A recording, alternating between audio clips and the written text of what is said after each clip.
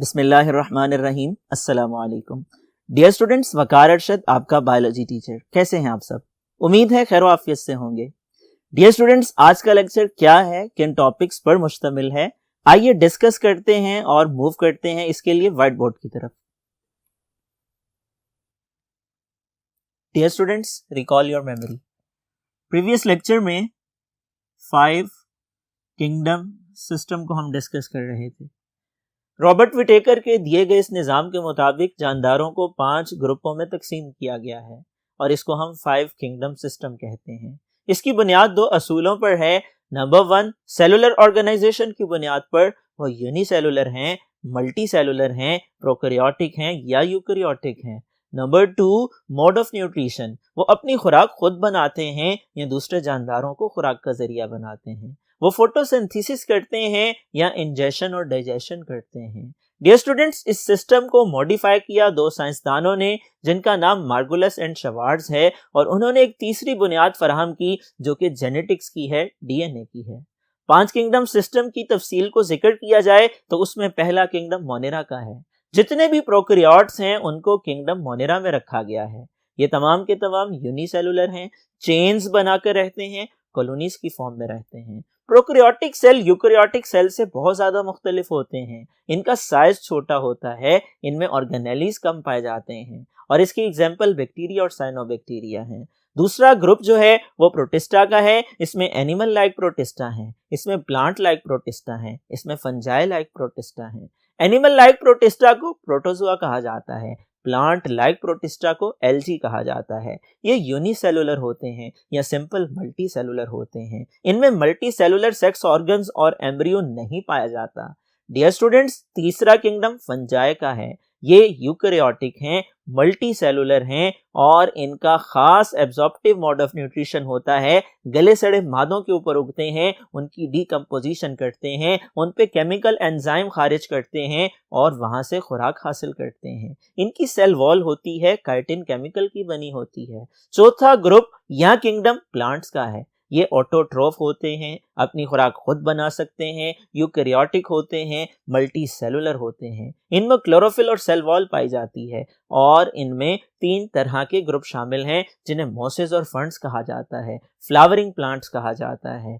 5वां group animals का है। ये यूकैरियोटिक होते हैं, ये हेटेरोट्रोफ होते हैं, ये मल्टी सेलुलर होते हैं, ये मोटाइल होते हैं, ये अपनी खुराक तैयार नहीं कर सकते, इनमें सेल वॉल नहीं पाई जाती है। स्टेटस ऑफ वायरस की बात की जाए, ये in between living and non living हैं। इनमें कुछ जानदार और कुछ बेजान अशिया वाली खसूसियात हैं। जानदार के जिस्म में हो मल्टीप्लाई करते हैं, खसूसियात को आगे मुंतकिल करते हैं, बीमारी को फैलाते हैं। बेजान बाहर पड़े हों सॉलिड क्रिस्टल की फॉर्म में पाए जाते हैं, इसलिए हम इनको जानदार तस्वुर नहीं करते हैं, 5 किंगडम सिस्टम में शामिल नहीं करते हैं। ये 2 चीजों पे मुश्तमिल होते हैं, आरएनए या डीएनए और उसके गिर्द प्रोटीन का गुलाफ होता है। इनकी 2 इकसाम हैं जिन्हें प्रियॉन और वायरॉइड कहा जाता है। प्रियॉन प्रोटीन पे मुश्तमिल हैं और वायरॉइड आरएनए रखने वाले इन्फेक्शियस पार्टिकल्स हैं और पौधों में बीमारियां फैलाते हैं। आइए डिस्कस करते हैं बाइनोमियल नोमेनक्लेचर को।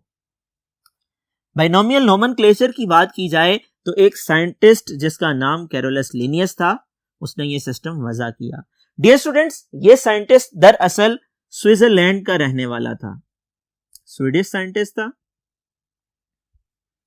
और इस साइंटिस्ट का अहम काम यह था कि इसने जानदारों के साइंसी नाम रखने का तरीका सबसे पहले वज़ा किया। 1707 से लेकर के 1778 तक इसका लाइफ स्पैन मौजूद है। ऑब्जेक्टिव टाइप क्वेश्चन में पूछा जा सकता है, एमसीक्यूज बन सकते हैं, आपने याद रखना है। डियर स्टूडेंट्स, इसकी डेफिनेशन की बात की जाए तो ये एक सिस्टम है। It is a system for naming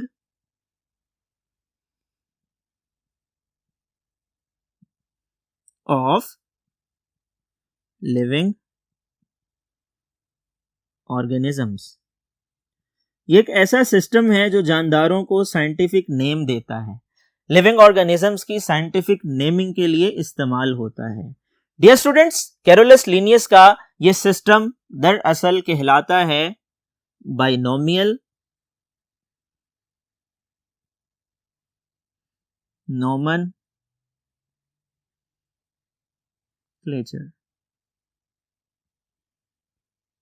binomial nomenclature दो हिस्सों पर मुश्तमिल है। बाइनोमियल का मतलब दो नामों वाला, और नोमेनक्लेचर कहा जाता है नेमिंग मेथड यानी नाम रखने का तरीका।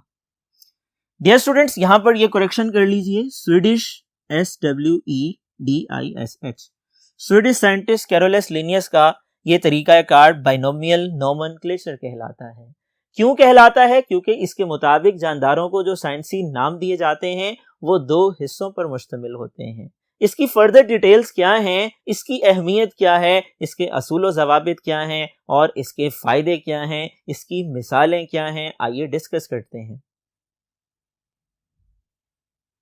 डियर स्टूडेंट्स, सिग्निफिकेंस की बात की जाए तो नंबर 1, सेम नेम्स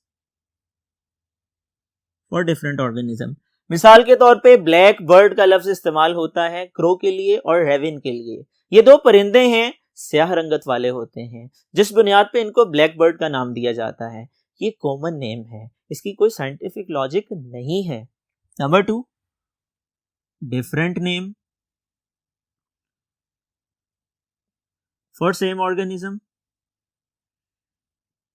अगर इसकी मिसाल को डिस्कस किया जाए तो इसकी मिसाल है प्याज।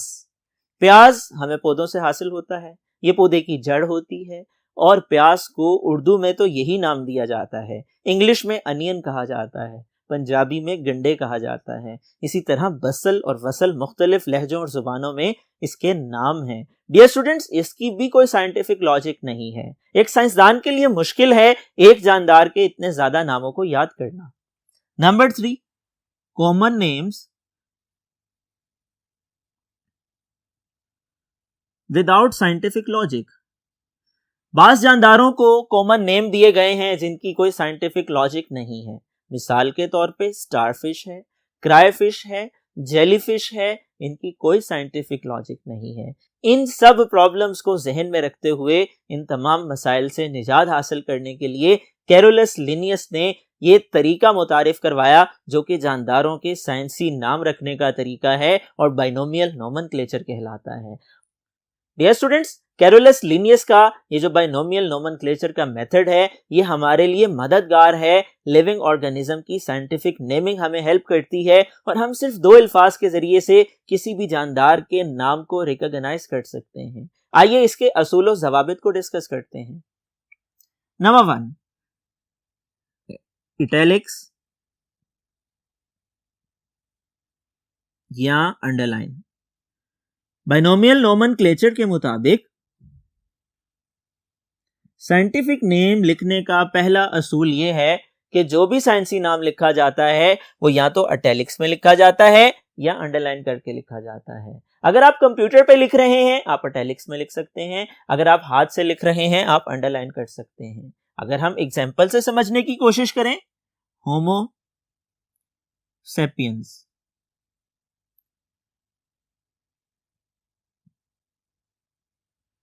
अब आप चूंकि हाथ से लिख रहे हैं इसको अंडरलाइन कर सकते हैं। अगर आप इसको कंप्यूटर से लिख रहे हैं आप इटैलिक्स में यूं करके लिख सकते हैं।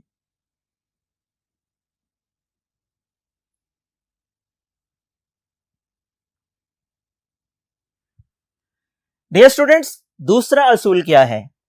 जो साइंटिफिक नेम है वो 2 पार्ट्स पर मुश्तमिल होता है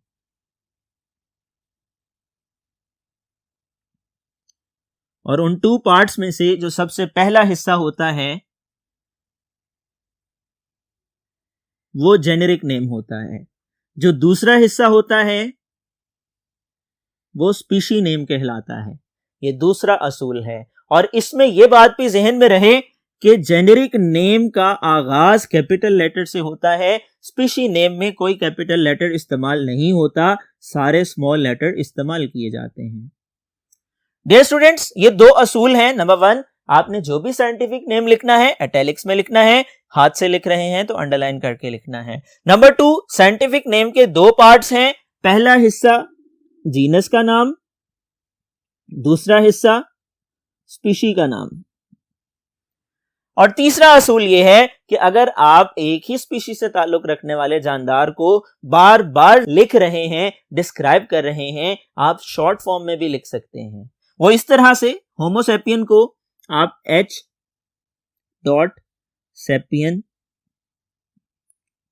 की सूरत में भी लिख सकते हैं। उसमें तरीका यह है कि जो जेनेरिक नेम है उसका पहला capital letter dot species name सारे का सारा आपने मेंशन करना है। डियर स्टूडेंट्स, ये रूल्स हैं, ये रेगुलेशंस हैं, ये असूल ज़वाबित हैं साइंटिफिक नेम लिखने के लिए बाइनोमियल नोमेनक्लेचर के मुताबिक।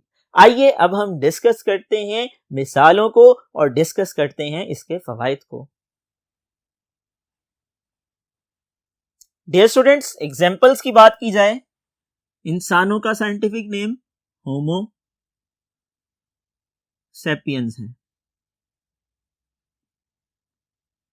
अंडरलाइन करेंगे आप और उन असूलों को जहन में रखेंगे कि जेनेरिक नेम पहला वर्ड कैपिटल है, स्पीशी नेम सारे का सारा स्मॉल लेटर्स के साथ।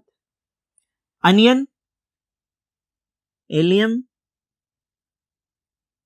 सीपा साइंटिफिक नेम है। मटर के पौधे की बात की जाए, पिस्सम सेटिवम साइंटिफिक नेम है। इसी तरह से मुख्तलिफ मिसालें मजीद भी ली जा सकती हैं। आपने पढ़ा सरसों के पौधे के हवाले से चैप्टर नंबर 1 में मस्टर्ड प्लांट को ब्रासिका कंपेस्ट्रस कहा जाता है। आपने पढ़ा पिस्सम सेटिवम की तरह फ्रोग को राना टिग्रीना कहा जाता है, ये फ्रोग का साइंटिफिक नेम है। इसी तरह से क्रो का साइंटिफिक नेम कॉर्वस स्प्लेंडिन है। डियर स्टूडेंट्स, ये मुख्तलिफ नाम हैं जो आप याद कर सकते हैं। इसी तरह से अगर हम एडवांटेजेस की बात करें, बाइनोमियल नोमेनक्लेचर का फायदा यह है कि इसकी मदद से हम किसी भी जानदार के नाम को रिकॉग्नाइज कर सकते हैं सिर्फ 2 हरूफ को इस्तेमाल करके, और वो जेनेरिक और स्पीशी नेम होते हैं। डियर स्टूडेंट्स, इसकी मदद से हम जानदारों का मुतालिया बेहतर अंदाज में कर सकते हैं। इसकी मदद से हम जानदारों को रिसर्च पर्पस के लिए इजीली अंडरस्टैंड कर सकते हैं। इसकी मदद से हम जानदारों पर स्टडी करना आसान बना सकते हैं। इसकी मदद से हम जानदारों को इजीली रिकॉग्नाइज कर सकते हैं। अगर हमें सिर्फ 2 हरूफ का पता है, जेनेरिक और स्पीशी नेम मालूम है, हम उस जानदार को अंडरस्टैंड कर सकते हैं, रिकॉग्नाइज कर सकते हैं, पहचान सकते हैं। डियर स्टूडेंट्स, यहाँ पे एक इंटरेस्टिंग इंफॉर्मेशन वो भी सुन लीजिए। बोहिन एक साइंटिस्ट का नाम था और उसने एक पौधा डिस्कवर किया जिसे ऑर्चिड ट्री कहते हैं, और इस बुनियाद पे इस पौधे के साइंटिफिक नेम को बोहिनिया वेरीगेटा कहा जाता है।